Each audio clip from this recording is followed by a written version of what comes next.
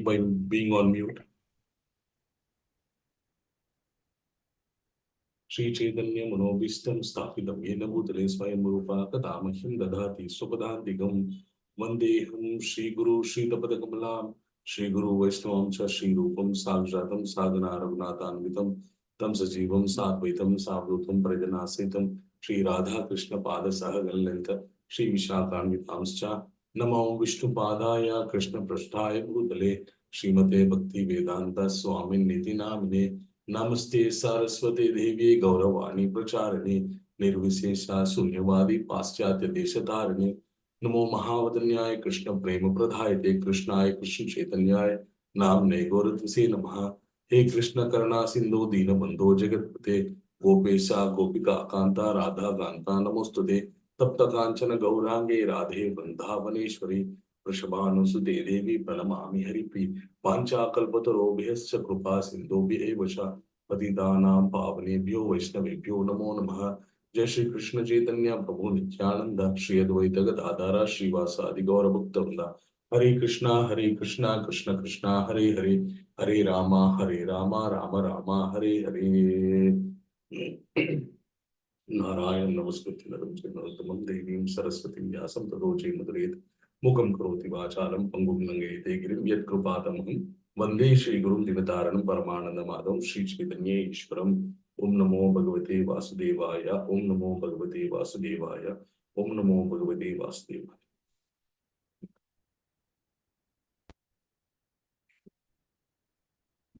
Okay. Thank you all for joining today. So is my voice audible properly? Yes, Prabhuji, audible. Yes, Prabhuji, audible. Okay. I have a bit of a bad throat because we were in journey. We stayed so many places because of the different water, because of the water chain. I have a bit of bad throat, so please bear with me.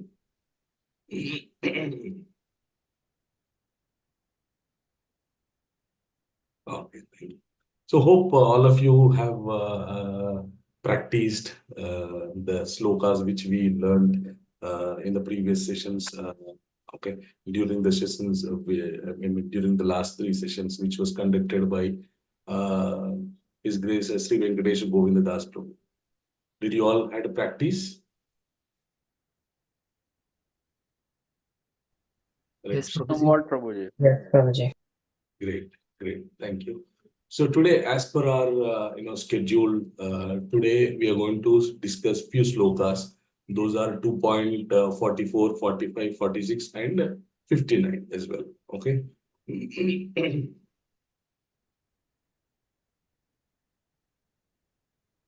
Just give me one moment.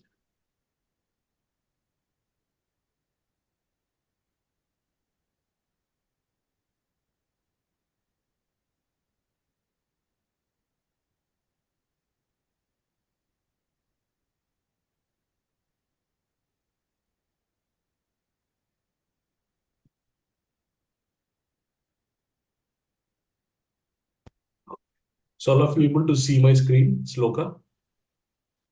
Yes, Prabhuji. Okay, great. Thank you. So I will recite along with me. You can also recite by being on mute at your place. Okay. So first I'll recite the entire shloka, then I'll try to recite word by word. Okay. So Bhogaishwarya prasaktanam taya purita chetasam vyavasayatmika buddhihi samadho na vidhiyate. Word to word. Bhoga Aishwarya prasaktanam taya apahruta chetasam vyavasayatmika buddhihi samadho na vidhiyate. So, I request anybody to read the translation.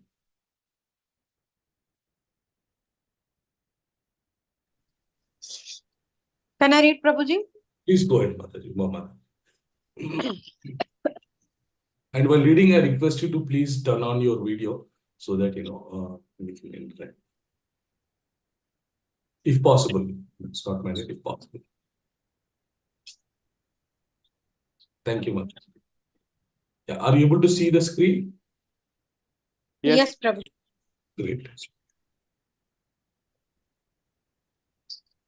in the minds of those in the who are minds of attached those to, who are attached to sense enjoyment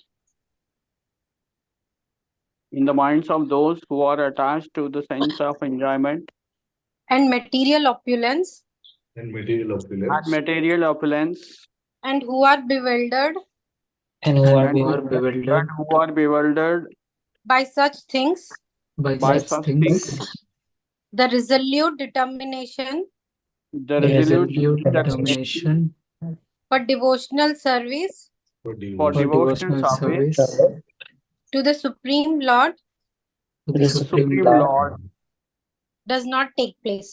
does not. does not does not take take place. place. Thank you, Mataji. So I request anybody else to read the purport. Okay, wherever there are Sanskrit statements, I will read. Rest you can read. Anybody can take. I can read, Prabhuji. Hare Krishna. Please go ahead, Prabhu. Purport. Yeah. Samadhi means fixed mind. The Vedic dictionary, the Nirukti, says Samyag adhiyate smin atma tattva yathatmayam. When the mind is fixed for understanding the self, it is said to be in Samadhi. Samadhi is never possible for persons interested in material sense enjoyment and bewildered by such temporary things. They are more or less condemned by the process of material energy. Hare Krishna. Wonderful. Thank you, Prabhu. So anybody wants to recite the sloka? Anybody wants to try? भोगैश्वर्यप्रसक्तानां तया पहर्तचेतसां व्यवसायात्मिका बुद्धिः समाधौ न विधीयते. Thank you so much, Hare Prabhu. Wonderful. Thank you. Wonderful. Oh. So we'll discuss about this sloka for a couple of minutes. So today there are few slokas that we are going to discuss in a series.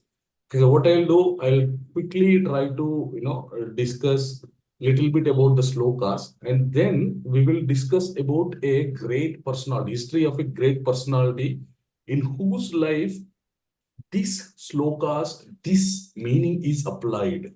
Okay, we'll try to understand in a practical manner. Okay, by understanding his life history. Okay, so first, this Bhogaishwarya Prasattanam Taya Purita Chedasam Vyavasayatmika Buddhi Samadhavana Vidhyate. Krishna is telling that those who are running behind the material prosperities, for them it is very difficult to have a concentrated mind, determined consciousness towards the spiritual path. Okay. However, if you observe, this statement, okay, Arjun already told that he is not interested in material prosperities. In the first chapter, Arjuna says that, Kimno Rajena Govinda Kim Bhogena Jivitena Va Esham Arte Kanchitam No Rajam Bhoga Sukanicha. Arjun clearly told that, my dear Krishna, I am not interested in this Bhoga, this Raja Bhoga, and I am not interested to enjoy the, the enjoyment that comes out of by, ruling this kingdom. When Arjun already told that he is not interested in enjoying Bhoga, okay, Krishna is asking him to fight and telling him not to aspire for these material prosperities. Do you understand the logic behind this? Though Arjun already told that he is not interested, Krishna is asking him to acquire all those bhogas, but he's asking him to renounce towards that bhogas. Anybody can comment? Anything, whatever, wild guess, Do you understand the logic in between this? I mean, did you get what I am trying to ask? No, Anybody? he is going to preach. Though in depression, whatever you are going to become out, being a Kshatriya and the person you are able to do it, the things. So in a emotional background, you are going to losing your duties. So that better you perform your duties. So he is showing the mirror of the reality to Arjuna. Is somewhat related. Okay, so my question is like, what Arjuna already told he doesn't want that. Krishna is asking to acquire that and renounce that. Krishna, Prabhuji, that Lord Krishna is telling him karma yoga. You have to do your karma. Then don't aspire for that benefits. Okay, Arjuna already told that, right? Arjuna, he told out of depression. He wants to, because he had seen the picture of the scenario of that battlefield. Then he told, I am unable to do it, although I am being a warrior, I can't do these things. But still he is showing, Lord Krishna is explaining and showing you are able to do it. Perform your duty and do your karma. I think so that. Okay, fine. Thank you for giving your inputs, Prabhu. So we will discuss the further continuation of the conversation explains us, what Krishna wants to understand, what Krishna wants Arjuna to understand. Okay. So though Arjuna already told that he is not interested in material prosperities, but Krishna was asking him to do war, acquire the kingdom, but still stay renounced towards the Bhoga. Then what is the use of doing war? Okay. However, so all of us, when we are in material world, so for something or other, we have to work and we have to, for our livelihood or whatever it may be, maybe to have respectable position in the society, we have to do participate in some livelihood, whether it may be small or a huge or long, whatever it may be. Yes, Srinivas Prabhu, please go ahead. You want to share something? Yes, Prabhuji. So Krishna is asking Arjuna to perform his prescribed duties, but also not to be attached to the results of it. Fine.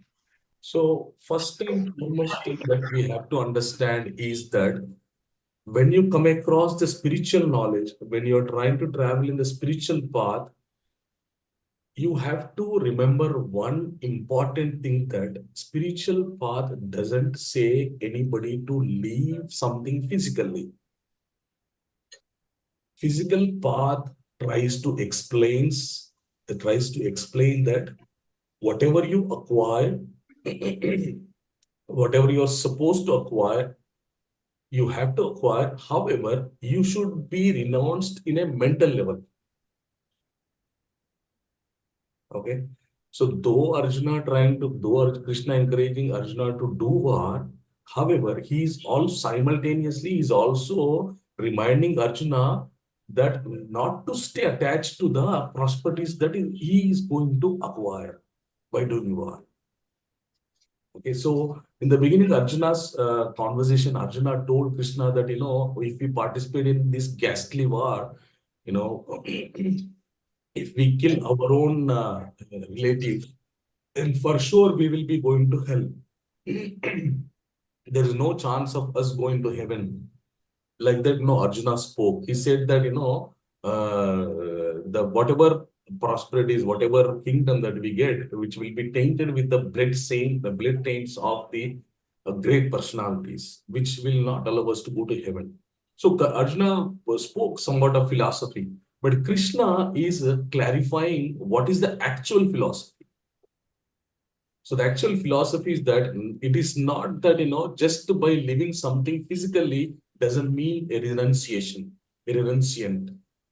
So even though you hold it physically, even though you, undergo and go through it, but still if you have a mental consciousness that this is not, the ultimate, this is not going to help me to excel in my spiritual life. If somebody has that consciousness, and with that consciousness, if they execute their work, and the work becomes, spiritual. That is what Krishna wants Arjuna to understand. Acquire, but not mentally, physically. Okay. For sometimes, for example, you might be, sitting at your home. Okay, you might be sitting at your office, or you might be in a temple, but you are, for example, you are in a temple, but your mind is revolving around some newly released movie, then the purpose of you going to temple is waste of time. But you are sitting in a movie, watching a movie, but your consciousness is situated on the lotus feet of Lord. That Lord, this is your mercy. This is one of your opulence that, all the actors and, the screen, the graphics, whatever is being displayed in the on the screen. Lord, this is your energy. In that way, if you have the consciousness, though you are watching a movie, you're still meditating upon the Lord. This happened truly. So once what happened, Prabhupada was traveling in a aircraft. Okay, he was traveling from one country to another country. So the flight started, flight took off, and it was traveling. So what the flight air hostess they did, they switched on the TV which is present in the aircraft. Ate that, and in that, Charlie's Champion movie was playing, and Prabhupada was enjoying. He was laughing by watching that Charlie's Champion movie, and the associates, the Prabhuji's sannyasis who were sitting beside him, they were telling Prabhupada, it's a movie. We are not supposed to watch the movie, right? Prabhupada, you're watching a movie. It'll take away our consciousness, like that. They were telling. Then Prabhupada told, you're thinking that I am watching the movie. I am watching the vibhuti, the opulence of Krishna in that actor. So the actor is portraying in such a way that he is making all of us to laugh. That means that Krishna empowered him with one such power with which he can make others happy. So I am watching at the Krishna's opulence, not the actor who is playing and who is acting. So now, in this way, if your consciousness is developed, then whatever you perceive, wherever you are, you will still be meditating upon the Lord. So Shankaracharya says, Yogara va, Bhogara Sangavihina, Yasyat Brahmani Ramate Chittam Nandati Eva. Though you are in midst of a crowd, though you are alone, though you are doing something, wherever you are, if mentally, if you are connected to God, wherever you are, you will be blissful, like the Shankaracharya says. So this Bhogeshwari Prasakta doesn't mean that, we are involved in many material activities. Doesn't mean that, most of the people, they have a wrong perception about the spirituality, that once you get into spirituality, you have to stop doing your activities. That's the reason they define and they come with a definition that, these spirituality things should be done after your retirement. But that is wrong. As long as you don't have a taste when you are in a good age, in a right age, you won't be able to turn towards the spirituality when you retire. So spirituality means work, whatever goals that you have, you achieve them. However, with the consciousness that everything I am doing for the purpose of Lord,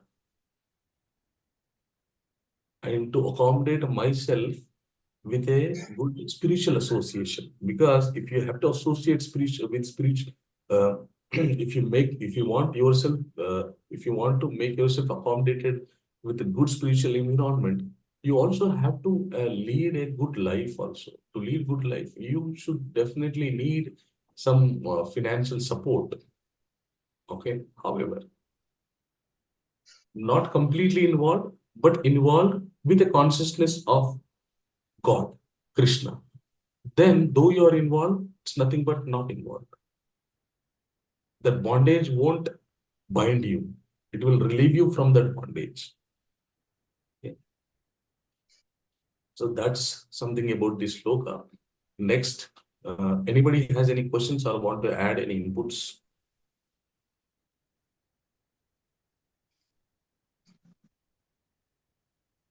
Or we'll turn on to the next shloka.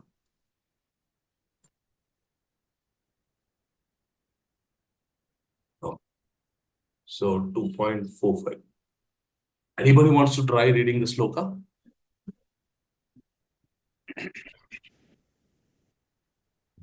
Sapan Prabhu, would you like to? Okay, Yeah, Shiv. I can try. Uh, Hare Krishna. Yes.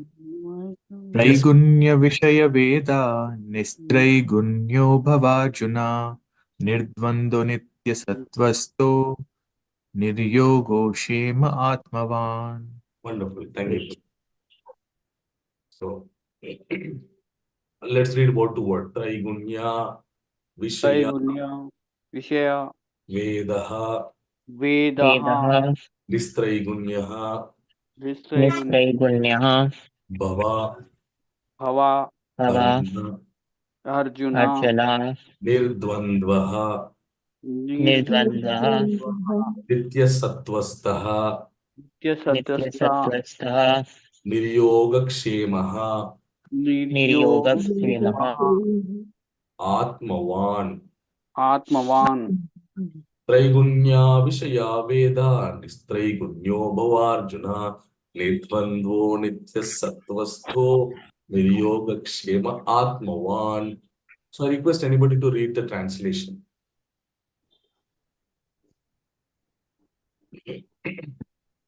I can try, Prabhu. Yeah, go ahead. The Vedas deal mainly with the subject of the three modes of material nature. O Arjuna, become transcendental to these three modes.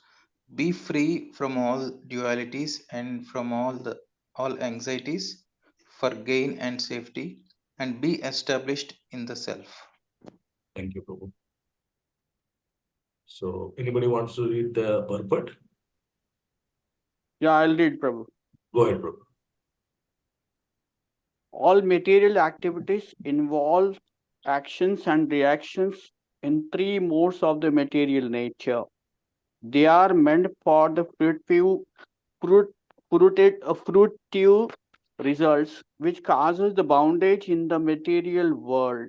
The Vedas deals mostly with fruitive activities to gradually elevate the general public from the field of sense gratification to a position on the transcendental plane. Arjuna, as a student and the friend of the Lord Krishna, is advised to raise himself to the transcendental position of the Vedanta philosophy, where in the beginning there is a Brahma Jinanasa or question on the supreme transcendence.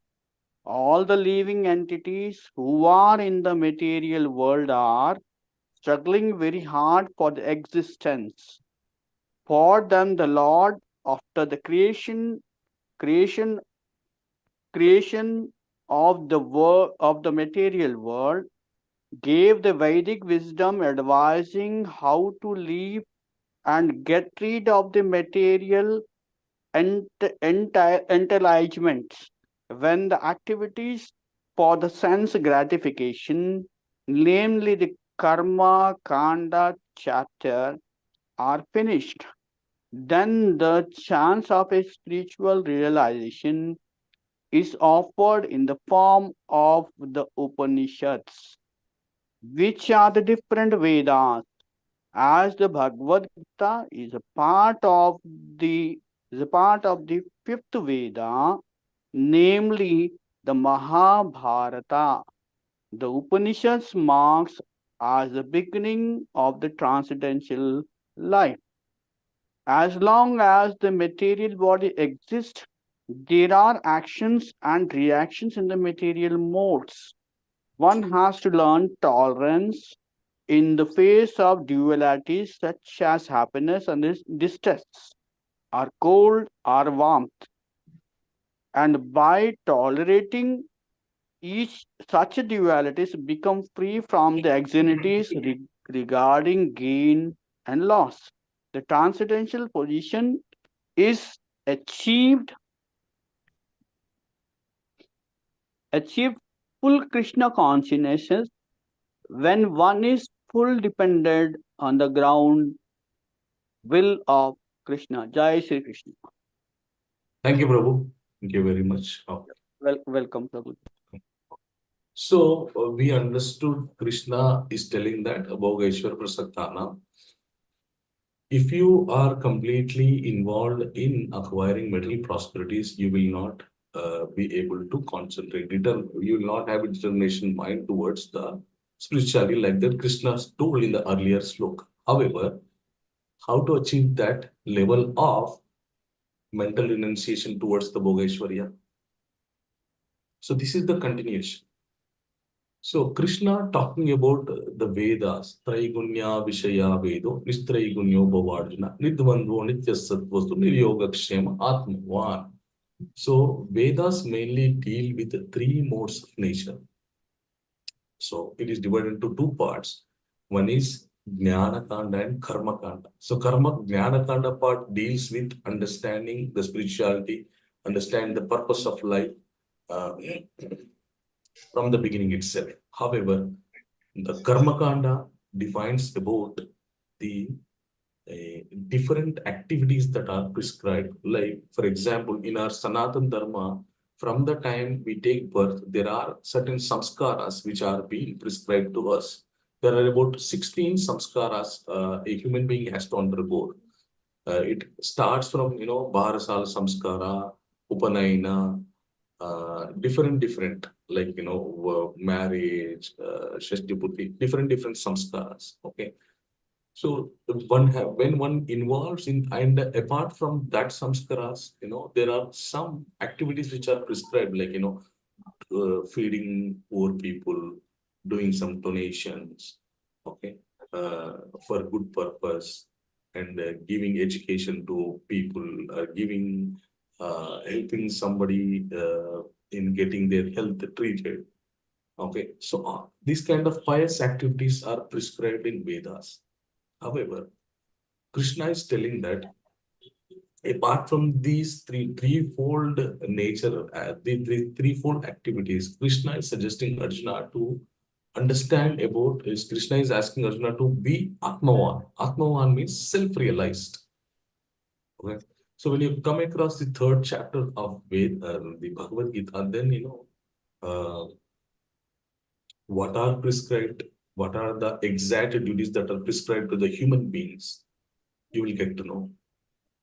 And for who are exemption, who takes the exemption of these karmas, that also you get to know. So for now, Krishna is trying to explain that, Vedas explain us a step-by-step formula to become self-realized, which is a lengthy way. However, if you try to understand the essence of Vedas, which is self-realization, then your spiritual progress will be much more faster than the one who is following the Karma Kanda part of the Vedas. So Krishna wanted to stress that. So when you have to mentally renounce the material prosperities, the attachment towards the material prosperities, you won't be able to renounce all at once. All of a sudden, you won't be able to, mentally renounce whatever you have accumulated. There is a process, step-by-step process that is described in Karma Kanda, and one another fastest process is Jnana Kanda. Even in Krishna, in going forward, Prabhupada also explains in few purports in the coming slokas that the main purpose of the Vedas are a vast description about, it's a kind of a manual, vast manual, how a human being should live and what he has to do when he needs something, and while he is accumulating, in what way, if he try to accumulate something, then what kind of reactions he can get rid with. Okay, and there are some remedies for different health issues also. Everything is described, but it is very difficult to find out. It is very difficult to read. In fact, it is said that if you have to read one Veda, there are three Vedas there were three Vedas, Rug, Yajur, Sama. Rug Veda, Yajur Veda, Sama Veda. However, the disciple of Vyasa Bhagavan, Vaishambhana, uh, uh, you know, he, he did a division of fourth Veda, that is Atharva Veda. Okay, so there are four Vedas at present. However, in the Dwapara Yuga, there were three only. However, before Dwapara Yuga, the Veda was only one. Before Vyasadeva, there was only one Veda. So Vyasa Bhagavan compiled, divided it into Rug Veda, Yajur Veda, Sama Veda. Okay, and the disciple of Vyasa Bhagavan made another division that is called Atharvan Veda. Okay, so this is the four parts of Vedas. Okay, Krishna, in fact, he says in 7th chapter that Rasoma Pasuponteya Prabhatisya Surya Pranava Sarva Vedeshu Sabdakehe Purushanchu. So amongst the Vedas, there is one important syllable that is Om. Okay, he says, my dear Arjuna, I represent that. And in 9th chapter, Krishna says that, mm, Aham Kratur, Aham Yajñas, Daham, Aham Aushadam, Aham Mantro, Aham Evajam, Aham Adhira, Aham Utha, Pitamhasya Jagato, Mata, Data, Pitamaha, Vedhyam Pavitram Omkaram, Ruksama, Ejur Evacha. He says, I am the father, I am the Yajna, I am the Havish in the Yajna, I am the mantra, the holy mantras, I am the hymns, I am the Vedas, the Pranava in the Vedas, I represent that. And these three Vedas, Rukejur Sama, they describe about me. That's what Krishna says. However, they describe about the Supreme Personality of Krishna in an unmanifested way. However, the Bhagavad Gita and after Vedas, the next section comes is Upanishads. There are 108 Upanishads. Different Upanishads are there. They take the knowledge, the Jnana essence from the Vedas, and they talk about the direct Jnana, Upanishads. And Bhagavad Gita is also considered as one of the Upanishads, fifth. And the entire Mahabharata is considered as fifth Veda. However, amongst the fifth Veda, Bhagavad Gita is considered as one of the important Upanishad. This has been told by Shankaracharya. He says that, Sarvopanishado Ghavo, Dogdha Gopalananda. He says, amongst all the Vedas, okay, if you consider the Vedas as a cow, then Arjuna is a calf.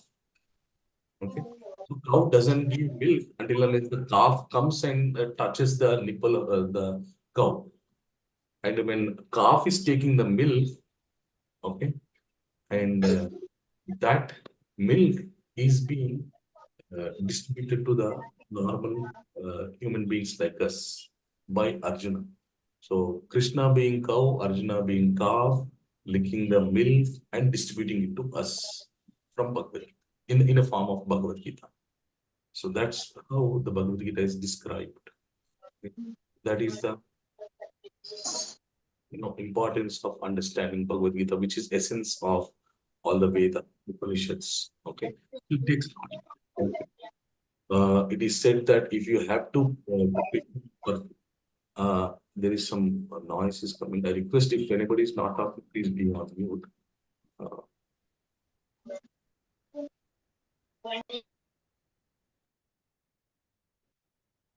So, if one has to become perfect in one way, that takes 40 years for him. So the lifespan of Kali Yuga Vasis is, in a worst scenario, 100 years. Why worst scenario? In the sense, if one lives 100 years, he will see hell while he is alive. Because, when you when you become elder, okay, your body will not support you to do your own activities. You won't be even, there are some people I saw lively, but they won't even have energy to use washroom also, get up and use washroom also. Such people are treated in a home in such a way that even dogs are treated in a well manner.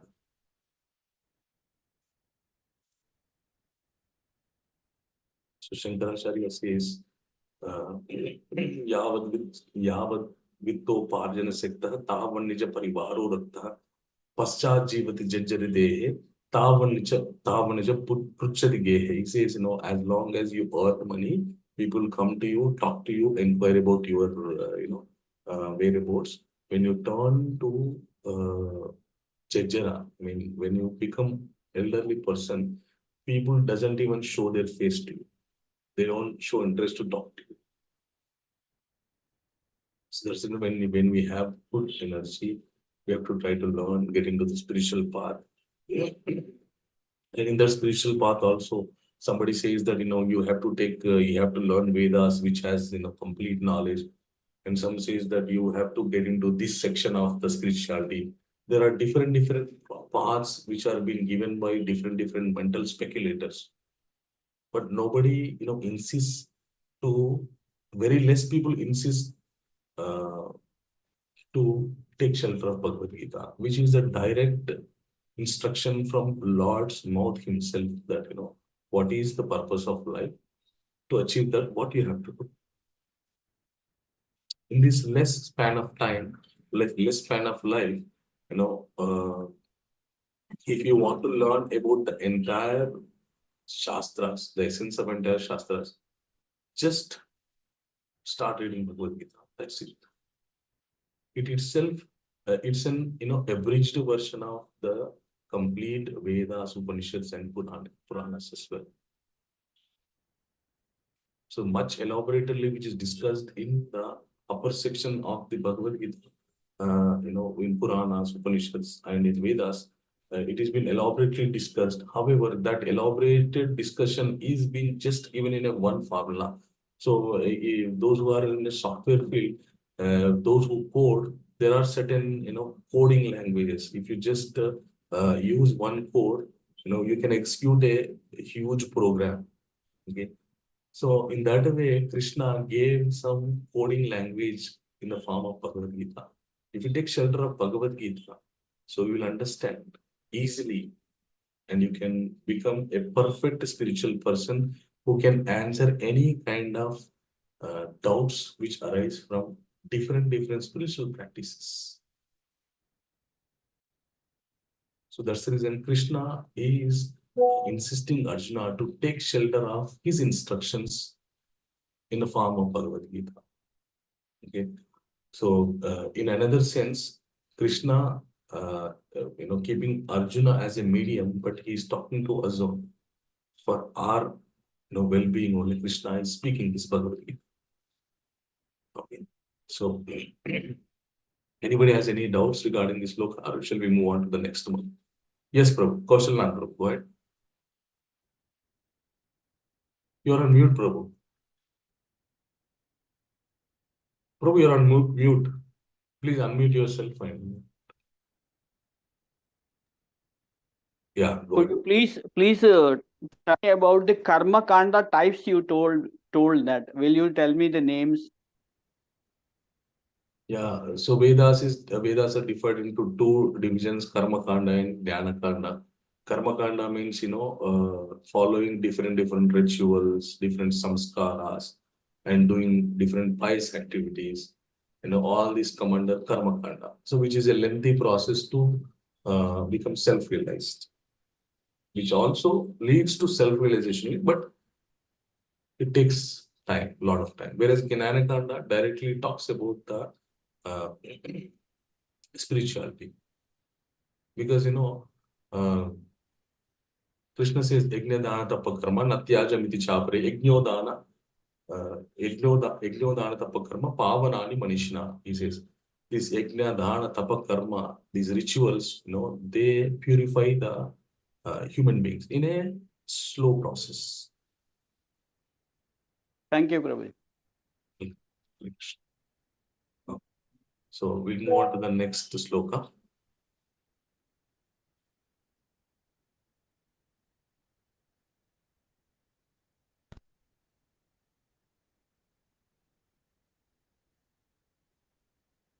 Just give me one moment.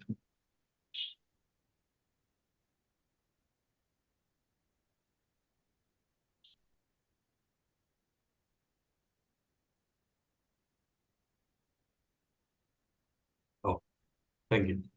So the next 2.46. Yavanarta udhapane sarvata samplutodake kavan sarveshu vedeshu brahmanasya vijanataha. Anybody wants to try reciting the sloka? Shivam Prabhu? Can I try, Babuji?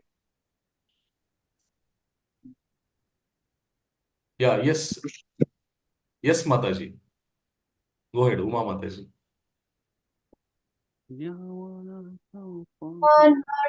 उदापने सर्वतः सम्प्लुतोदके तावान् सर्वेषु वेदेषु ब्राह्मणस्य विजानतः.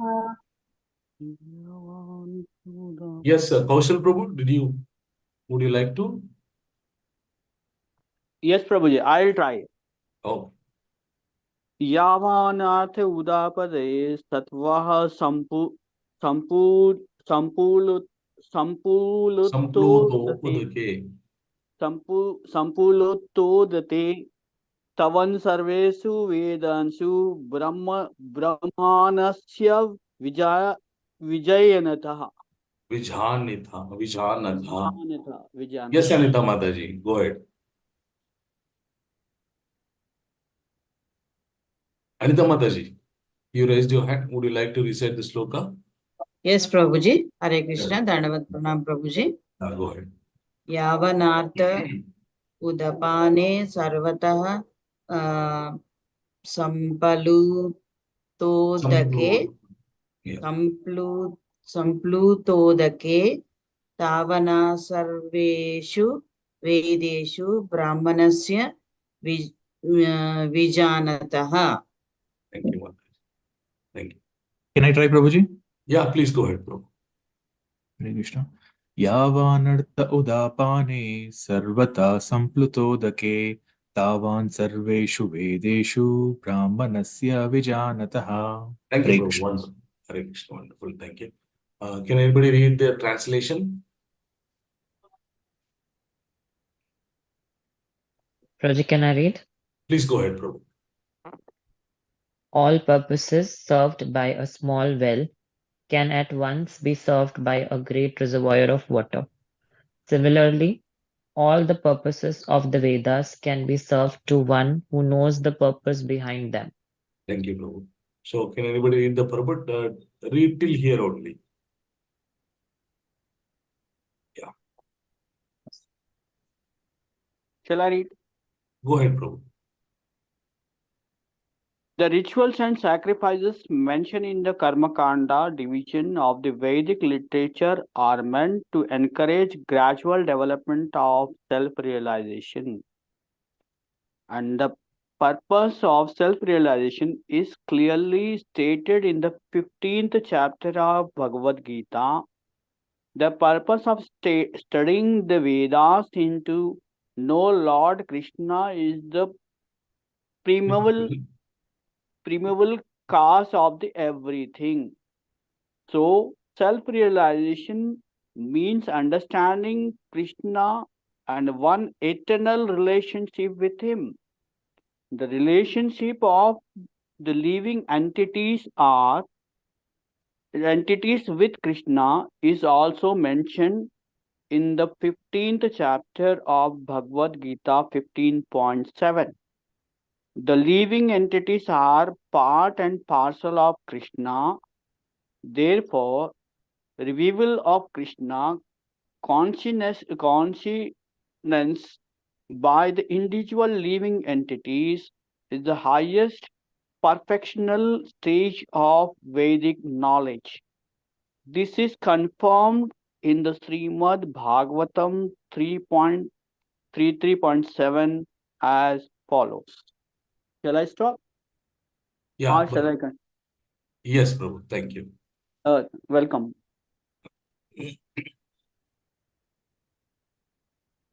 So in Bhagavatam, it says, Ahobata Shvapacho Ata Gariyan Yak Jikvagre Vartate Nama Tubhyam Te Pustapaste Jukvahu Sasnur Arya Brahmanachar Nama Granandi Yete. Yes, Priyanka Mataji. Please read from here to here. Hare Krishna, Prabhuji. Hare Krishna. O my Lord, a person who is chanting your holy name Although born of a low family like that of a Chandala, dog eater, is situated on the highest platform of self-realization.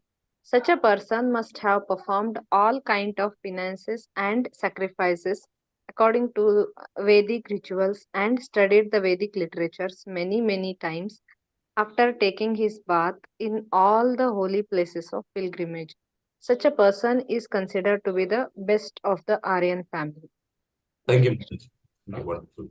Okay, so Prabhupada is telling that in the upcoming chapters, 15th chapter, it is confirmed, it is Krishna told that what is the purpose of uh, Vedas.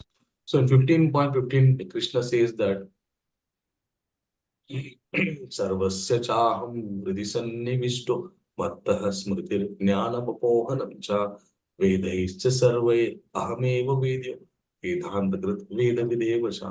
So, my dear Arjuna, I live in every living entity, the heart of every living entity. And the purpose of these Vedas is that understanding me, know me as the Supreme Personality who is none other than the one who is sitting in the all hearts. And knowing me is the purpose of the Vedas. That's what Krishna says. And he also says that, Mama Ivamsho Jiva Loke Jiva Bhuta Sanatana Manishishtanendriyani Prakritistvam Kashyati. Krishna says that, and all these jivas are parts and parcels of me only, but they are being influenced by the Prakriti, because of which they don't understand their original position, which is, being with me. Okay. These two things Krishna says in the upcoming chapters, that is 15th chapter, 15.7 and 15.15. Okay. So that's what Krishna is again confirming that. Okay. The purpose of Vedas knowledge is to understand Krishna as the Supreme Personality and act according to his instructions. Krishna is again reminding Arjuna about this part. Okay, so move on to the next shloka.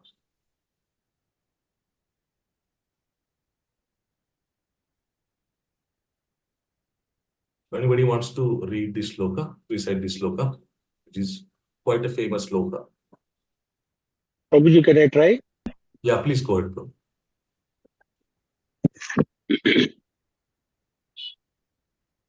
Karpanye iva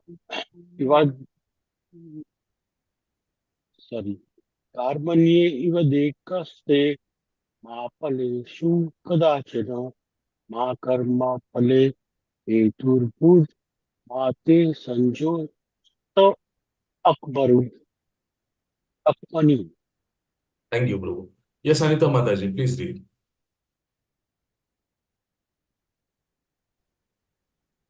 Hare Krishna Prabhu. Hare Krishna Mataji. Karmanyevadhikaraste ma phaleshu kadachan ma karma phalahetur bhurma ma karma phalahetur bhurma te sangotsava karmani. Tva akarmani. Yeah. Tvam karmani. Right. Thank you. Can I try, Prabhuji? Yeah, please go ahead, bro. Hare Krishna. Karmanyevadhikaraste ma paleshu kadachana ma karma phalaheturbhur ma te sangostva karmani. Hare Krishna. So anybody wants to read the translation who did not read yet? Myself, Prabhu. Go ahead, Mataji. You have a right to perform your prescribed duty, but you are not entitled to the fruits of action. Never consider yourself the cause of the results of your activities, and never be attached to not doing your duty. Thank you, Mataji. So this series of shlokas, which Krishna is telling, series of conversation after he spoke about Bhogeshwari Prasaktana, the three shlokas after the Bhogeshwari Prasaktana, they explain us, how we have to behave to land up on such consciousness where we can mentally renounce the Bhogeshwaryas. Okay. So this particular sloka, Karmanyeva Adhikarastim Afaleshu Kadashana, Ma Karma Phale Heturbo, Mate Sangosva Karmani, which is quite a a famous sloka, which has been interpreted a lot. People, by giving this sloka as a reference, they say that Krishna says that work is worship. If you do work properly, that's nothing but doing worship itself. Like that, they come up with a speculative formula, speculative definition. However, how many of you agree that is correct, and how many of you disagree? I I'll agree. disagree, Prabhu. Okay, so how many agree? Just raise your hands. Okay. Anybody else? No problem. Whatever you feel, I want everybody to, say, give their response. Do you agree or don't agree? First, those who agree, please raise your hands.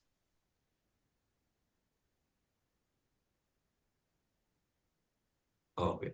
And those who disagree, please raise your hands. Okay.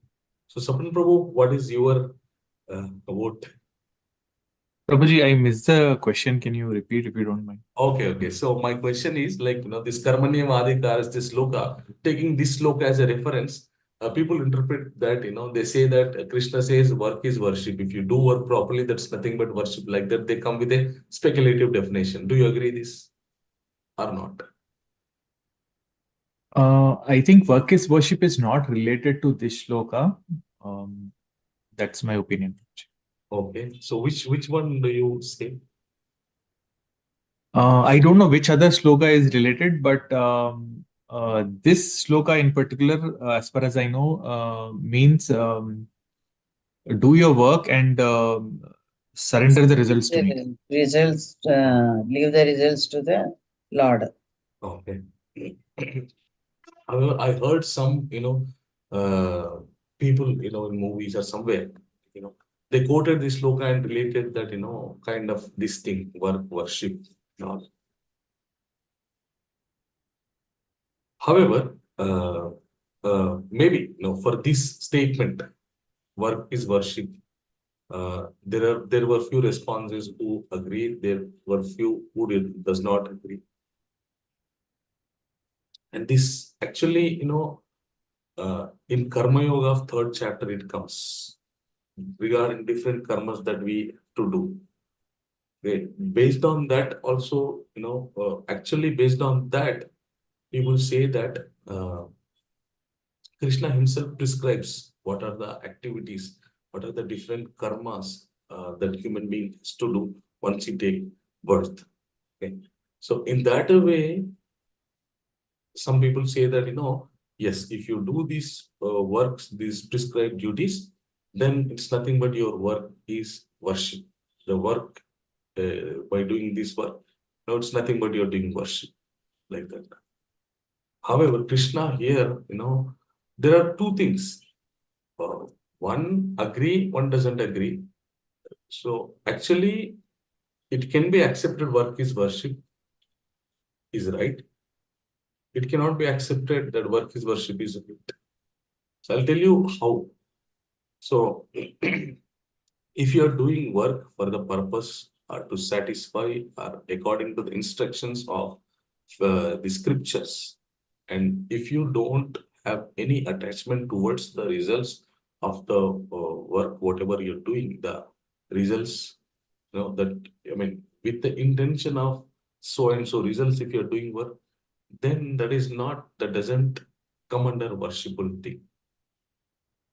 If you have an intention that, whatever results it may come, I will still be determined to do the work itself, then that becomes a worship. However, those who does work with that intention, their work becomes worship. Those who doesn't do work with that intention, their work becomes something else. So Krishna clearly saying, to achieve a higher consciousness, so step by step, he is giving us instructions. You have to be like this. You have to follow these particular scriptures. However, there is a lengthy. That is a lengthy process. So the best way is understanding the purpose of them, and another best way is do your work without any attachment. The purpose, the reason why we are getting into the repeated cycle of birth and death is because we are developing attachments. We are developing attachments towards whatever we do. That is making us to come and get entrapped into the life and death cycle. And when you have a knowledge that I should not uh, develop an attachment towards whatever I'm doing, but still I have to do because I am being prescribed to do, then that same work will help you to get rid of the bondage.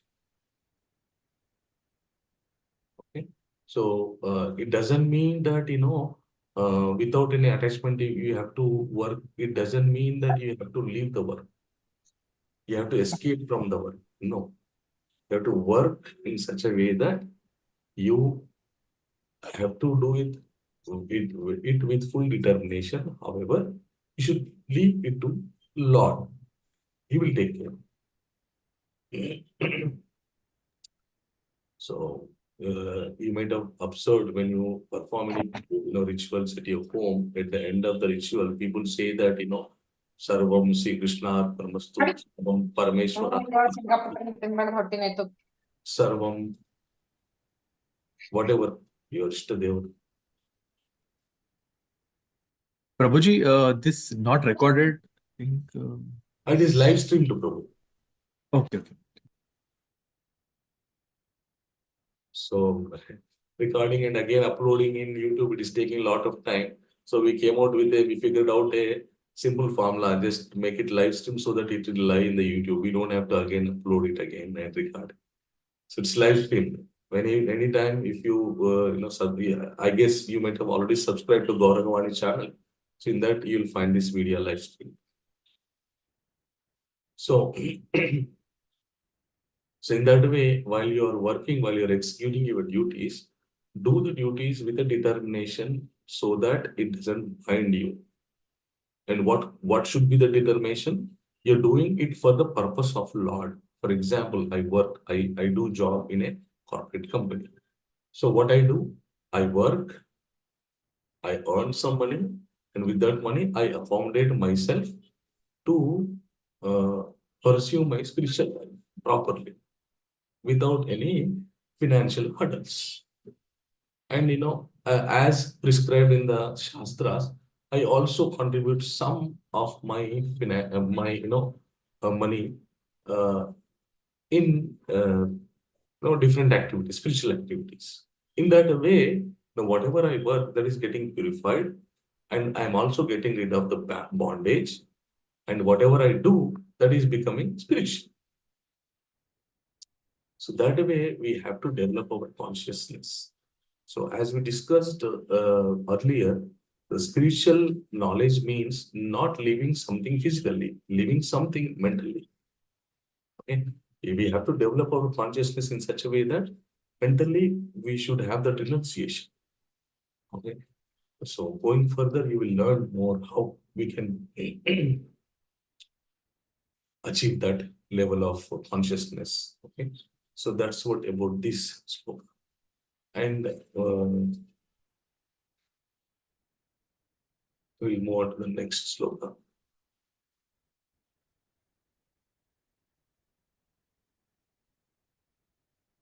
So hence, Krishna again explains about, by yogastha karmani sangam tyakpadam siddhya siddhyo nirvikara samatvam yoga uchite.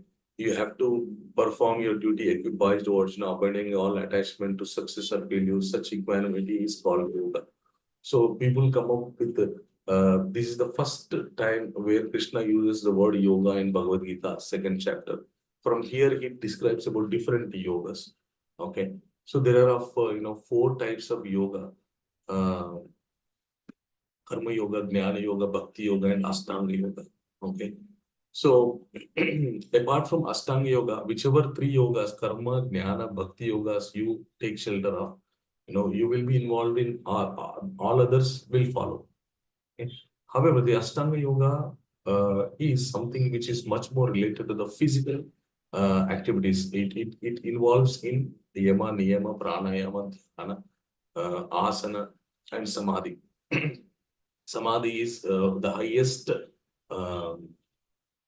level in Ashtanga Yoga. Samadhi means you becoming, you attaching, or you meditating upon a higher consciousness, okay, without having a material attachment or material sense at all. Okay. So that's what Krishna is telling. Going forward, you will learn about these yogas clearly. And Prabhuji, I have a question on the previous verse. yeah, go ahead, Prabhu. Yeah. So, performing action and surrendering the fruits of action to the Lord. So someone can also think that, he can do anything and still surrender the action. Yeah. For example, any Thief, good deed or wrong deed or whatever, right deed, wrong deed. Yeah. Yes. You're right question, Prabhu. So I'll tell you, as I said in the beginning, I'll tell you a history of a great personality. From his life, you'll understand. I'll tell you, your question will be answered, Prabhu. Okay. When Is it Ajamil? not Ajamil, there is a different personality. I'll tell you. Just once we finish this particular shloka, this verse, I will, his life is, entire his life is an application of this particular shlokas, whatever we discussed. Okay. So the last shloka that we are going to discuss today is 2.59. Vishayavani vartante niraharasya dehina rasavarjam rasopyasya param drishtva nivartate. So though the embodied soul may be restricted from sense enjoyment, the taste for sense enjoyment remains, but chasing such engagements by experiencing a higher taste he is fixed in consciousness. Okay. This is another formula that Krishna is giving us, instructing us to develop our consciousness, what we have to do. Because, mind is always in Sanskrit, manasu, what we say, the greatest thing that human being has, manas. In English, it doesn't have a proper word. So we consider, say that as mind. So mind is a kind of, is like child, which wanders wherever it wants. It doesn't have a particular goal or particular, uniformity where it should go until unless you train that. Okay. So if you don't train your mind in such a way that what need to be chosen, then it chooses whatever it want, whatever it takes pleasure in. Okay. So that's the reason we have to train our mind, our manas, in such a way that, we should always attach to a higher consciousness so that, all that we discussed can be achieved. Okay. So as I was telling that, I will talk about a great personality. His life history shows us, how from what consciousness to what consciousness he dropped, and from that level to where he climbed. Okay, so we'll discuss. So his name is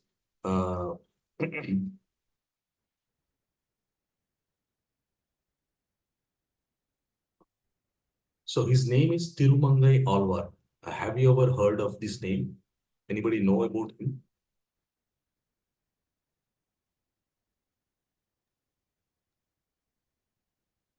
Hare Krishna. Heard the name Prabhuji, but don't know the history. Yeah, definitely.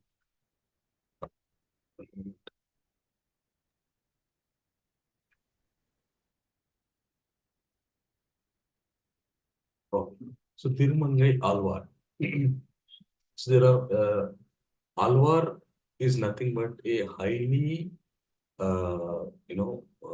what we can say, great acharya in a particular sampradaya. Well, there are 4 sampradayas four prominent Vaishnava Sampradayas. They are Sri Sampradaya, Rudra Sampradaya, Brahma Sampradaya, and the other one, Kumara Sampradaya. Okay, so the Sri Sampradaya is being introduced to us by Goddess Lakshmi, and it is being propagated by Vishwaksena, who is the servant of Lord Vishnu. And the Brahma Sampradaya that we follow is being introduced to us by Lord Brahma himself. Okay, and he gave this Sampradaya to Narad. Narad gave to the Parampara, and Madhvacharya, who you know promoted this a lot. And next, Rudra Sampradaya is being mm, uh, given by Vallabhacharya. Again, Narada instructed from Narada only. Narada instructed all these four sampradayas to different acharyas. Okay, so this Rudra Sampradaya was mainly promoted by Vallabhacharya, and next, this Kumara Sampradaya is mainly promoted by Nimbarka Acharya. Okay, eventually, in future classes, we'll try to learn something about those sampradayas. However, today we are going to discuss about this Acharya, who was a great Acharya. So there are in Sri Sampradaya is the Sampradaya which is being promoted by Ramanujacharya. Okay, so how many of you know Ramanujacharya?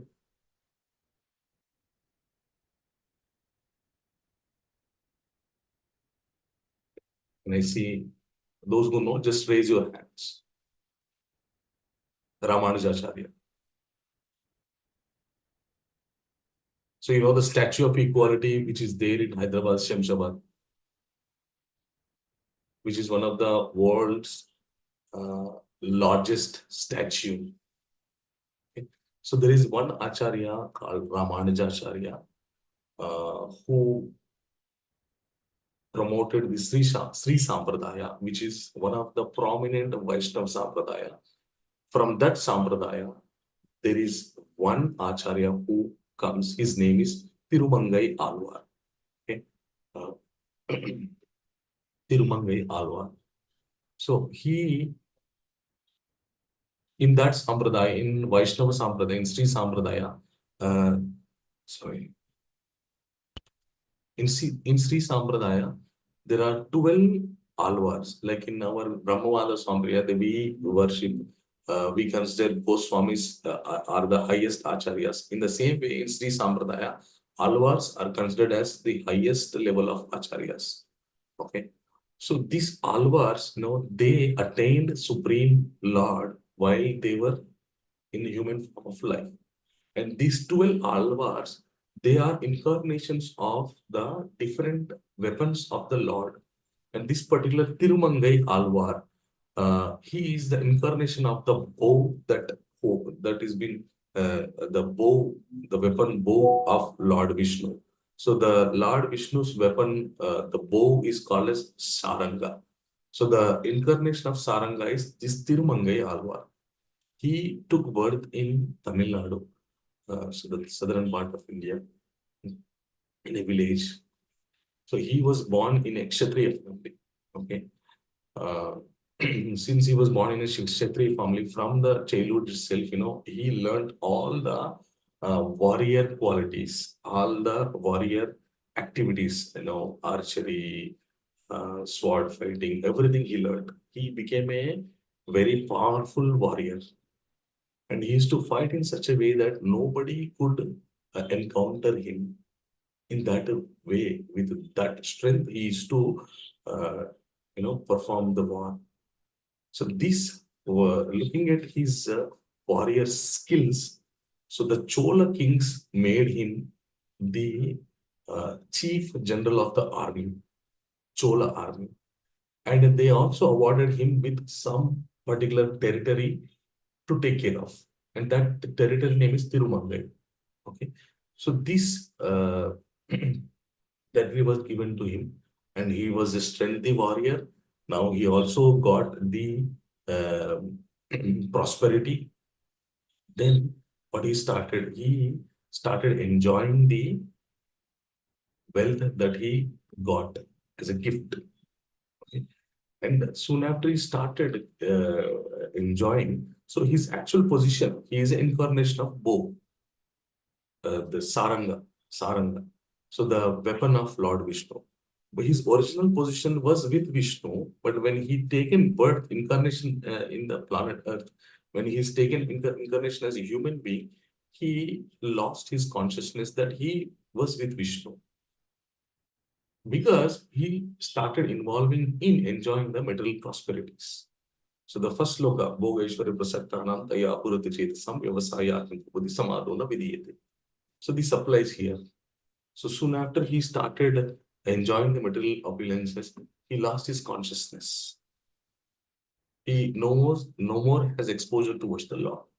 He started enjoying the wealth, enjoying women, and he started defeating different kings, and he was enjoying like anything.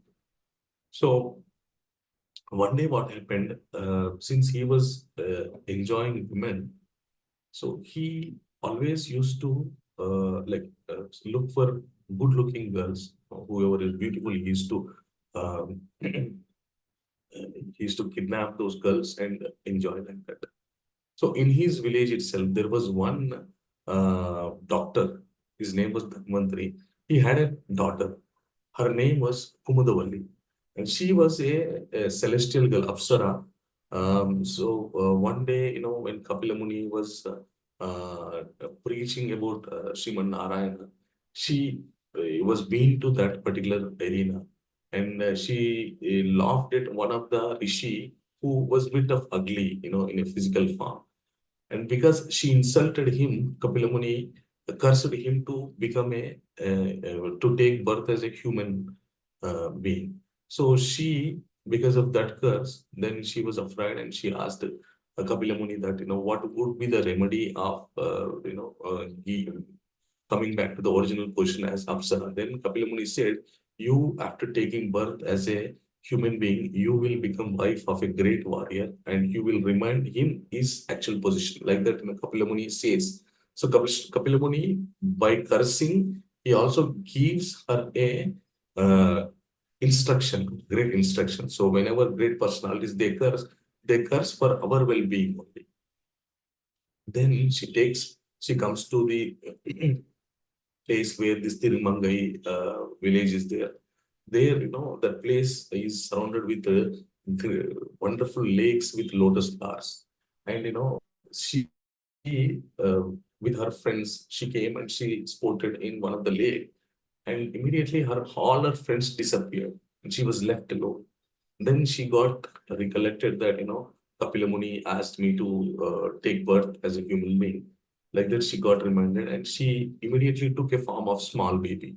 And this baby, this doctor whom who was residing in Tirumangai, Dhanvantari, he found this baby. And he took this baby and he started begetting her. She became to teenage and she was so beautiful woman in that village that because her previous life she was Apsara, obviously she will carry that beautiness. And Tirumangai, because of his ferocious warrior skills, he was given a name as Parakalan. Kalan in the sense that time, defeats everybody.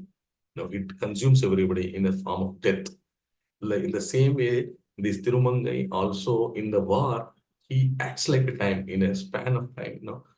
He defeats everybody. That's the reason his name was. He was given a title called Parakalan. So this Parakalan, he saw this beautiful girl whose name is Kumudavalli.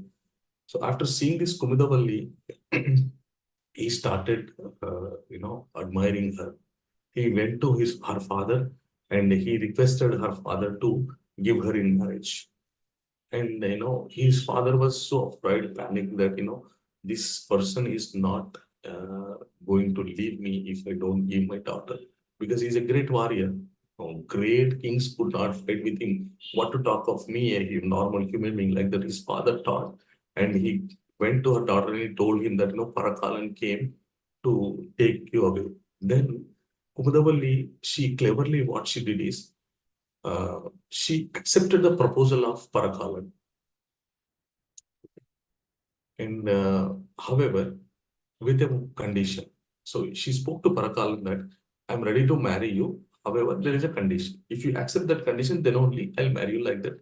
She told. Then Parakalan, he accepted that whatever conditions you put, I'm ready to accept those conditions, like the Parakalan told.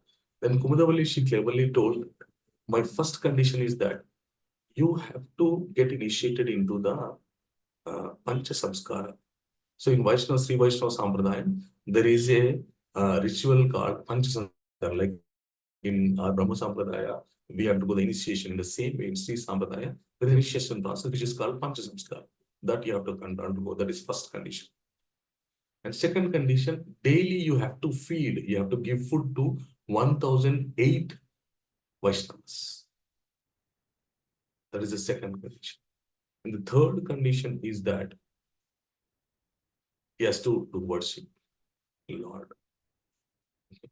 And these three conditions, if Kumudavalli kept, and then Parakalan, he accepted these three conditions. He immediately next day. Third one is not clear. What's the third condition? So the third condition is that he has to worship Lord. Okay. Thank you, Prabhuji. Done. So he has to worship Lord. So immediately next day, he went to a Vaishnava and he got initiated into Sri Vaishnava Sampradaya. So the Pancha Samskaras are nothing but no one has to apply the tilak, the Vaishnava tilak, Sri Vaishnava tilak. Sri Vaishnava tilak would be a little different. Okay? Sri Vaishnava tilak, that is one samskara. And second samskara, his name will be changed. And the third is he will be given with given a mantra. Like we have Hare Krishna Maha Mantra in Sri Sampradaya. So there is a mantra which is called Ashtakshari Mantra, Om Namo Narayana. So that is one samskara. And the other one is he has to, do the sadhu sangha and again worship the Lord. Okay. So these five samskaras, one has to, when they take initiation, they will be given this five. And the other one is, they have to take the imprints of Shankha and Chakra here. In Sri Sampradaya, what they do is, they will have the this Shankha and Chakra. So they will put a tattoo kind of thing. They will heat that and they will put it over here, kind of tattoo. So these five samskaras he has undergone, and he started feeding Vaishnavas, 1008 Vaishnavas daily. So eventually what happened, he accepted because Kumudavalli, wants him to accept those conditions. Eventually he started developing taste in serving Vaishnavas. So daily he's serving Vaishnava, he's taking their Sangha, and he's, and the another condition was like, daily he has to wash the feet of Vaishnavas and he has to sprinkle those water on his head. So that was another condition by Kumudavalli. So daily he was performing all these, and eventually what happened, all his wealth has been completed. So now he's left with no money at all.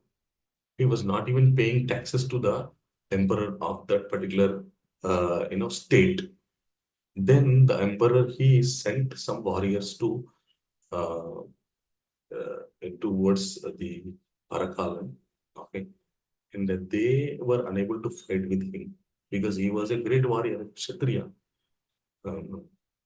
Krishna says the qualities of Kshatriya is Shauryam, Tejo, Durtidaksham, Vidya, Chapya, Palayanam, Dhanam, Ishvara, Bhavascha, Kshatram, Karma, Swabhavajam. So Kshatriya means, ferocious fighter and giving alms, donating money by in the name of God. So these are the qualities of Kshatriya. So he fought and he was able to defeat all those warriors who were sent by the king. He did not pay the tax. However, he was his daily schedule was getting up early in the morning, chanting holy names and preparing food for Vaishnavas, serving them after they eat the food, washing their feet and sprinkling the water on his head and taking association of them. This was his daily schedule, and this changed his consciousness. So, whatever he accumulated, he spent it for satisfying Vaishnavas. And one day, what happened when he slept, Lord came in his dream and he told Parakalan that, "My dear Parakalan, you're doing good. However, I accept that, but this is not the way that you execute this particular good deed. You being a king for one particular territory, your job is to collect taxes and pay to the emperor of this city, this state. But you're not doing that. Without doing that, if you execute this, what is the use of doing this dharmic activity?"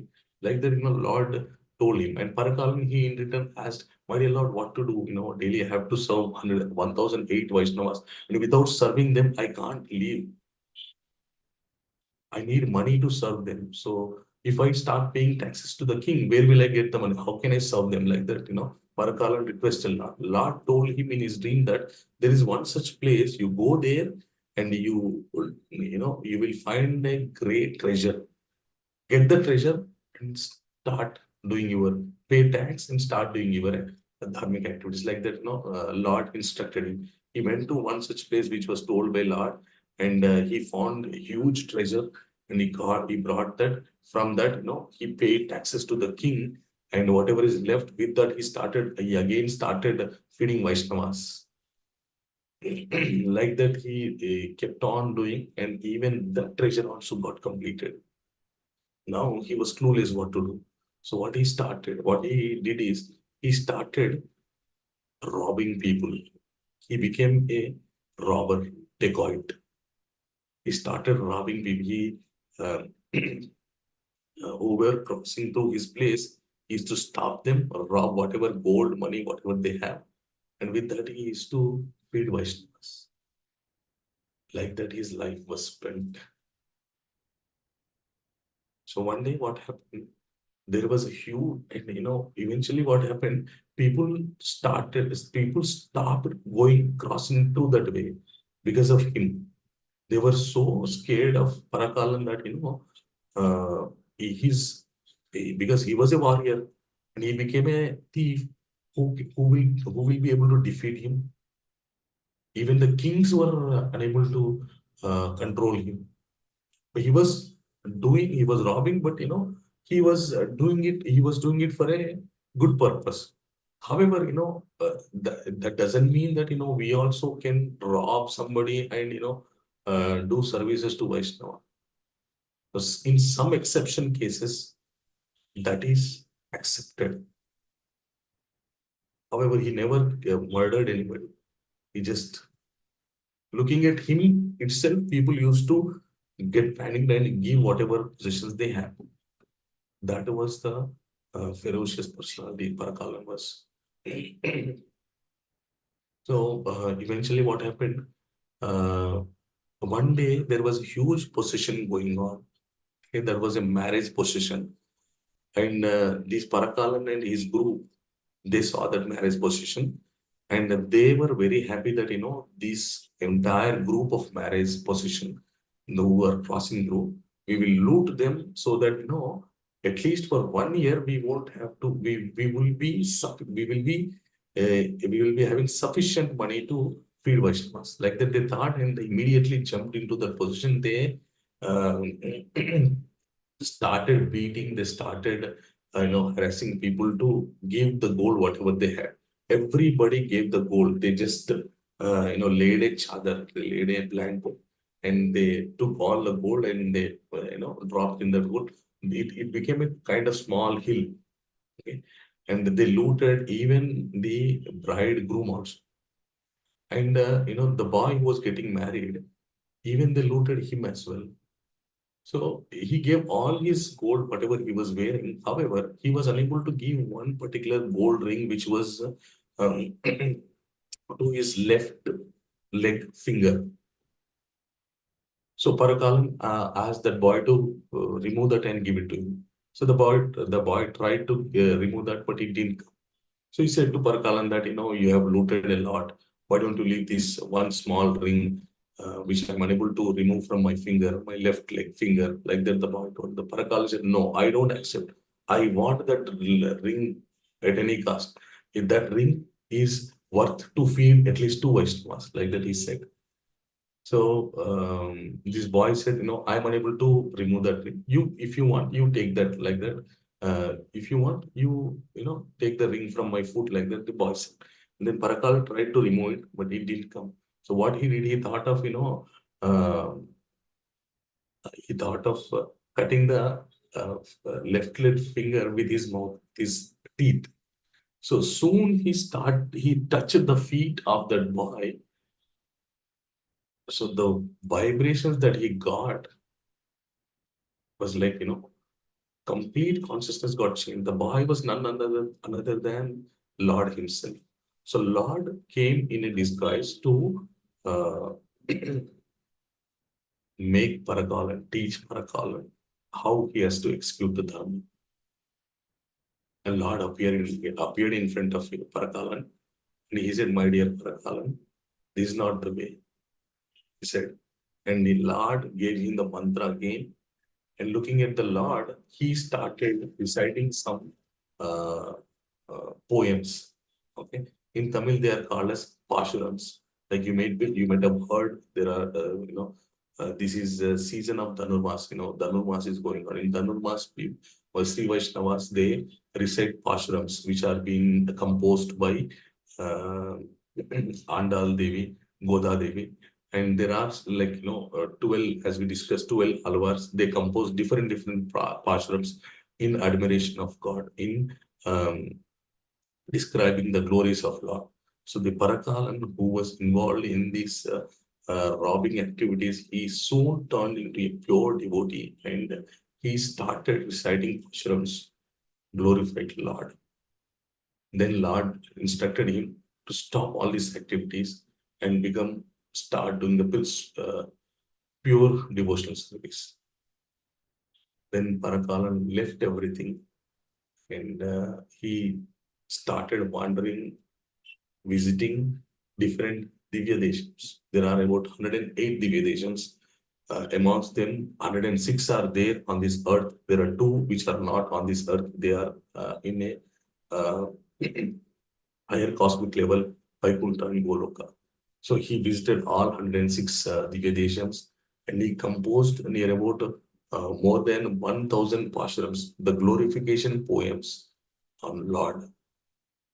And he has become, he has become so conversant in Shastras that he even used to debate with different philosophers from different sampradayas, and he used to defeat them, and he used to take whatever, before they start debate, they used to have a kind of challenge, bet kind of thing, like that, if I get defeated, then I'll give my position, like that. They used to have a bet. And Parakalan, when Lord touched him, his name was changed to Tirumangai Alvar. So he belongs from a village called Tirumangai. So he's a Alvar of Tirumangai. So his name has become Tirumangai Alvar. So he is the 12th Alvar of Sri Vaishnava Sampradaya. So this Tirumangai Alvar, who composed more than 1,000 pashrams, he started debating with different philosophers and he used to defeat them. Previously, he used to defeat people in war. Now he is defeating people in Shastravad. Krishna says, Vada Pravadatam Am. So those who do the Shastravad, okay, so that Vada represents me, like that Krishna says in 10th chapter. So now he's defeating different acharyas from different sampradayas. He's establishing the Bhakti Sampradaya of Sri Sampradaya, and he's promoting that the Bhakti Yoga is the highest ultimate goal one should pursue, like that he is promoting. And with the money, whatever he used to get by defeating the different Sampradaya Acharyas, he used that money to build Srirangam Temple. Srirangam Temple is biggest temple, we can say. Srirangam has Asia's biggest gopur. So this temple is surrounded within 150 acres. And Tirumangai Alvar, he contributed major contribution to construct this temple. And that Srirangam is also called as Bholoka Vaikunta. Lord personally resides there. That's the specialty of Srirangam. And Tirumangai Alvar, after he attained the Supreme Personality of Godhead, he changed his lifestyle and he started doing pure devotion service. And he contributed a lot in developing Srirangam temple. So that's the history of Tirumangai Alvar. So the slokas, whatever we discussed, the Bhogaishwarya, Karmanyeva, Adhikaraste, and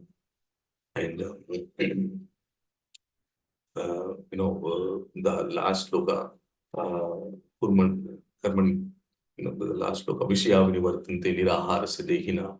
So Tirumangai Alvar, he started with Bhogaishwarya. He lost his composure when he was completely interested in Bhogaishwarya.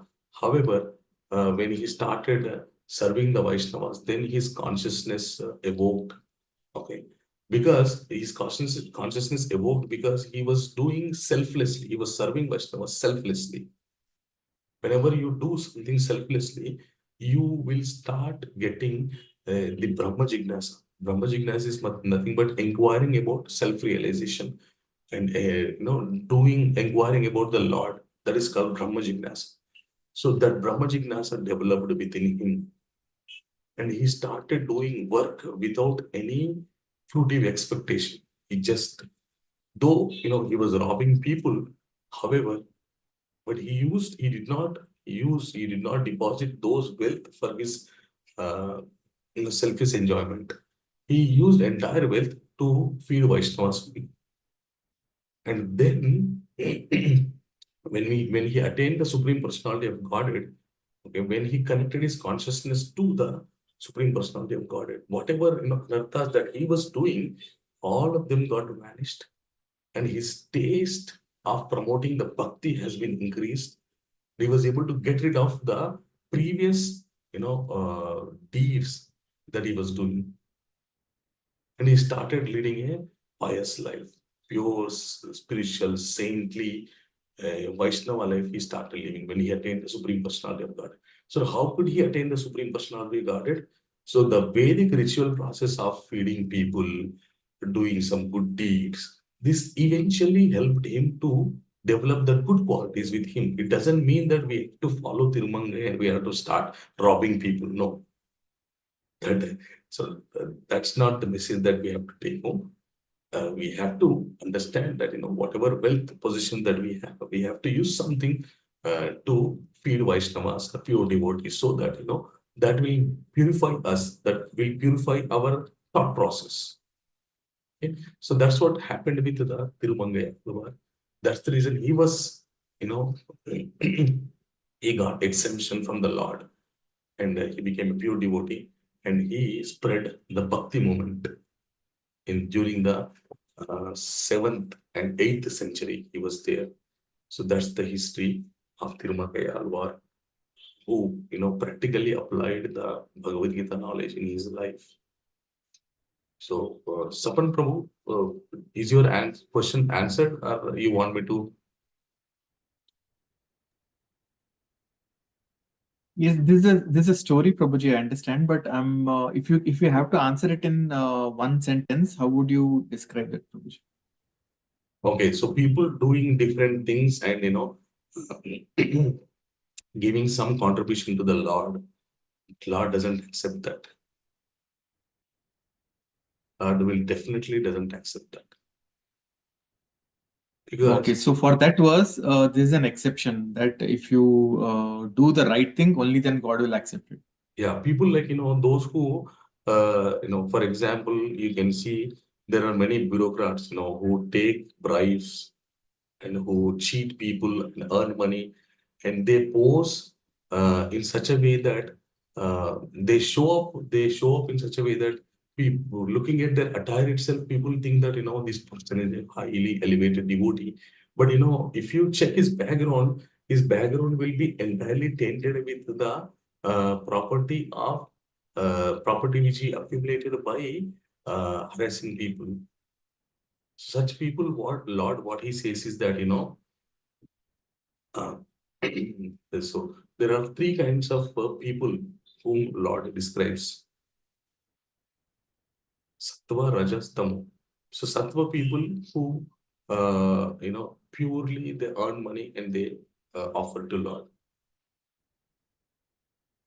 And some people, those show off people, they say, there are some category of people who show off, but their earnings would be completely from a Shastric way, a Vedic way. So that Lord will not accept it. Because you can observe, like there was one acharya to whom a wealthy person came, and he was so enthusiastic to give some donations to him. So so this wealthy person came to that acharya and he said that, I want to donate some so and so money, so that you can complete your project like that. But this acharya did not accept, because he knows that this person earned from wrong ways. And what this acharya said is that whatever money you want to donate to me, you donate to that brahmana. He said. There was one pure associate of him. He said, you donate to that brahmana. Immediately this person, he donated that money to the brahmana. Then this acharya, he told the brahmana that, you have taken the donation, right, from him. So brahmana's duty is that he should not have more than what is needed to him. So whatever is needed to you, you keep that money with you, and remaining you donate to the project, temple project, like that the acharya said. So first he took the money, he gave it to a brahmana, pure brahmana, then from that brahmana, the acharya took. It means that, the purification process. Like that. So Lord doesn't accept. That's the reason, whatever you sincerely yell, that's the reason Lord says, Patram Pushpam Phalam Toyam Yume Bhaktya Prayachati. Tada Purtam Bhaktya Asnam Priyatatmana, he says, whatever with love and sincerity, discipline you offer to me, that I'll accept. With false ego and all, I cheated so many people, I got wealth, and now, my dear Lord, I'm offering to you, you fulfill all my desires. That will never happen. Instead, he will, undergo many karmic reactions. However, if that same person, he might have cheated, but at one point of time, he regretted that, I cheated and earned, my dear Lord, please forgive me. Hereafter, I don't involve in cheating process, but still, offer my offerings, whatever I'm offering. Hereafter, I won't do. With that consciousness, he comes and he surrenders to Lord, then he will accept.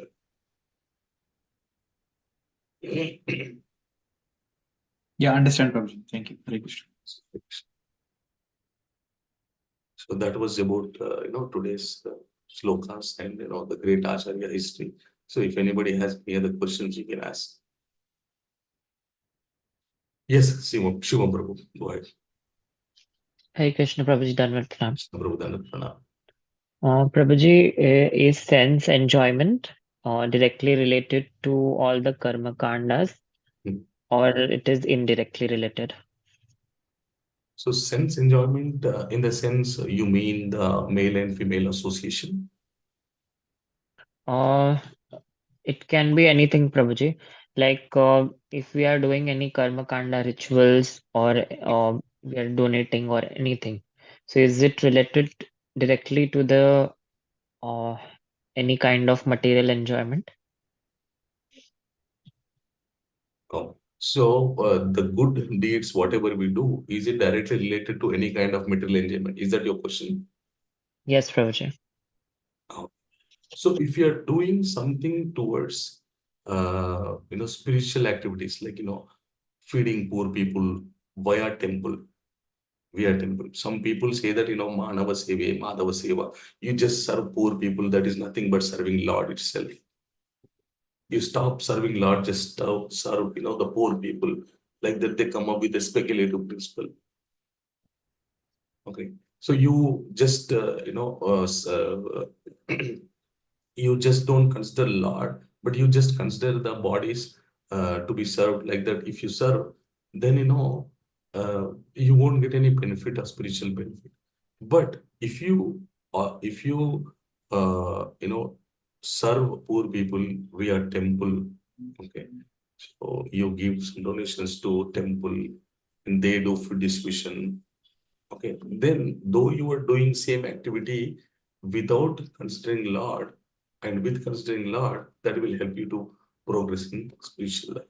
However, material enjoyment, when it comes to sensual enjoyment, it may be, enjoying good clothes, good food, or, properties, whatever it may be.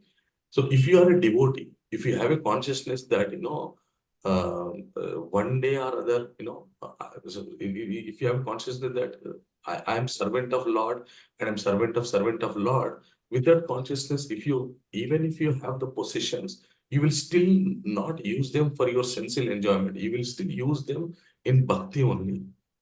So, in sensual enjoyment, eating good food, you will just prepare good food, offer it to Lord, and you will eat, and you will also distribute it. In this process, your senses are getting fulfilled. Your sensual desires are getting fulfilled, and at the same time, you're serving others so that you're acquiring some price credit, and at the same time, you're offering food to the Lord, which is helping you to establish connection to the Lord. Okay. So whatever activities that you do, if you remember the Lord, then that becomes, though it seems like a material thing, but it will still become, say, a spiritual thing. Okay, Prabhuji. Did it answer your question, Prabhu? Yes, Prabhuji. Understood. Thank you, Any- Prabhuji. Hare Krishna. Welcome.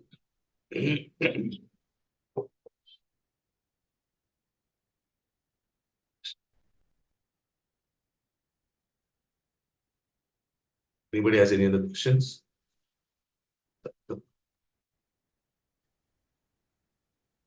So in Bhagavad Gita, Krishna says that, in 17th chapter, he says, Satkaramana pujartam tapodambena chevet krite tadiha proktam rajasam, he said. So those who do the spiritual activities, worshipping Lord, Satkaramana pujartam, to grasp the attention of others. There is no intention of serving Lord, just doing a show of business to grasp the attention of others so that others will appreciate that, oh, what kind of a devotee is serving, is giving so many offerings to the Lord. Okay. If he is desiring to get admired by different people, okay, around him, that kind of devotional service is a Rajasic devotional service. It will not help one to elevate to higher consciousness. Yes, Priyanka Mataji. Hare Krishna Prabhu. Yes. I wanted to ask regarding this karma kanda, like whatever you are asking. Like some people around me or in my society, I have seen that in the morning they will nicely take bath, they will do puja, they will visit temple and everything. And in the evening they do parties, they drink, they smoke, everything they do. So what is the use of that? I mean, why are they doing both the things? Either do this or either do. How will it affect to their spirituality, or how their soul will get affected, or their bhakti will be nullified with such things, right? So Krishna says in Bhagavad Gita, in the series of the shlokas, so Krishna says, imam pushpitam vadam prabhadantyaf pisita vedavadavar tapaka nanyad asti iti vadana kamatmana swargapara janma karmafal pradam kriya vishesha bahulam bhogaishvarya gatim prati. He says Krishna. So it means that some people, they assume that the entire scriptural knowledge is meant for sensual enjoyment only. We have to worship Lord, we have to ask for different desires, and once our desires get fulfilled, we have to enjoy.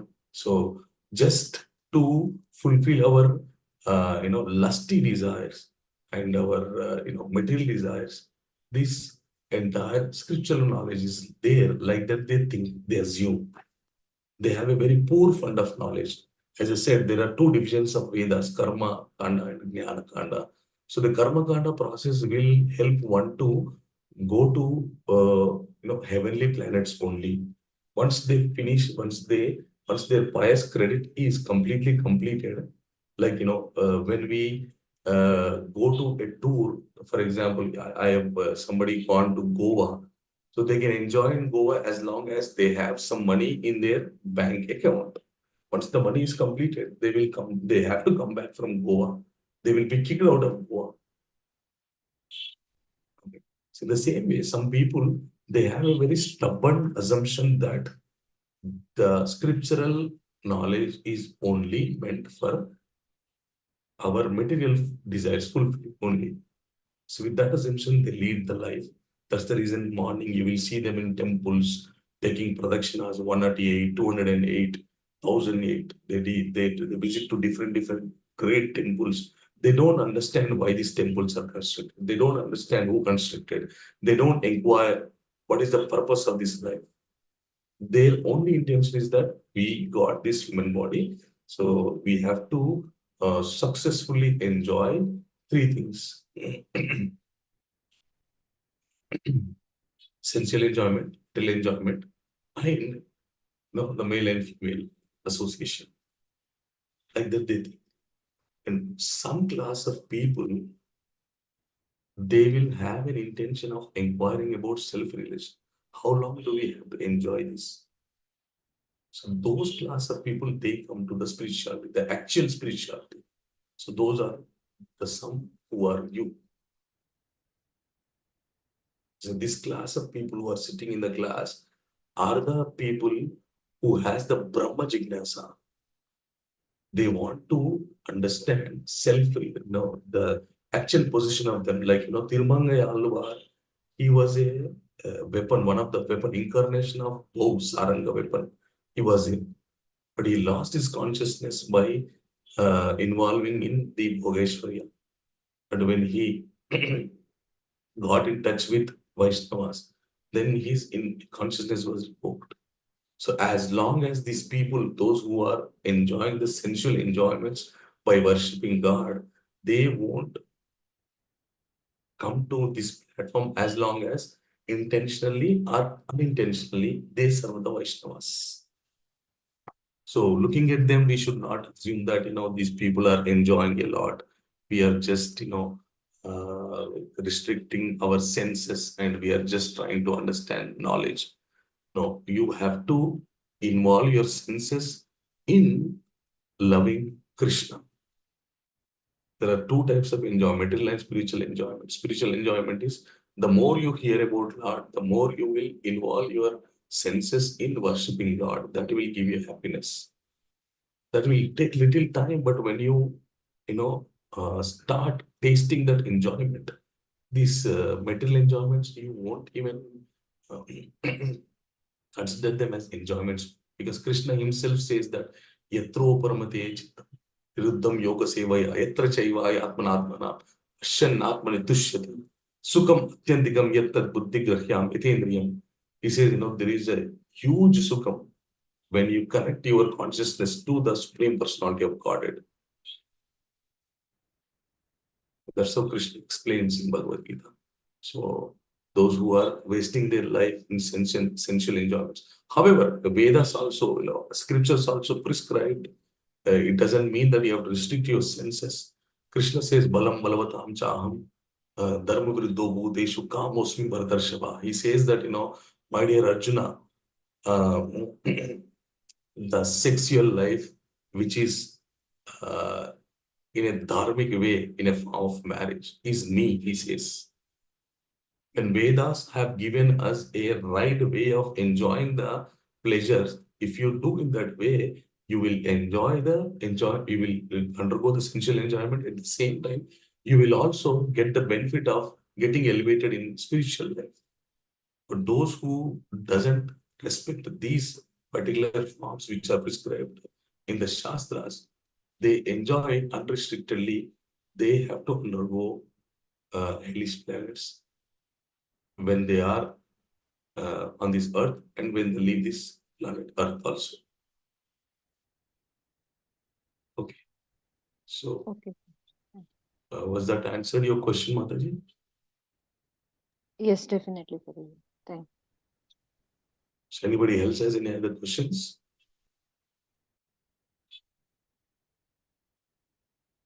Okay, so if nobody has any other questions, then we will call it for the day. So I thank you everybody for joining today. Kaushal Prabhu, Anita Mataji, Sapan Prabhu, Shivam Prabhu, Puja Mataji, Dharmesh Prabhu, Bharat Bhushan Prabhu, Venkatesh Sri Govindas Prabhu, Krishna Rao Prabhu, and Priyanka Mata. Thank you all. I pray and wish, I wish and pray Krishna that, Krishna bless you all with success in all your endeavors. Thank you all for joining today. So we'll meet on Friday. So please do join. Hare Krishna. Thank you all. Hare Krishna Prabhuji, thank you. Danvat Pranam. Hare Krishna Prabhuji, thank you very much. Dhanavad Pranam Prabhuji. Krishna Prabhuji, Dhanavad Pranam. Thank you all.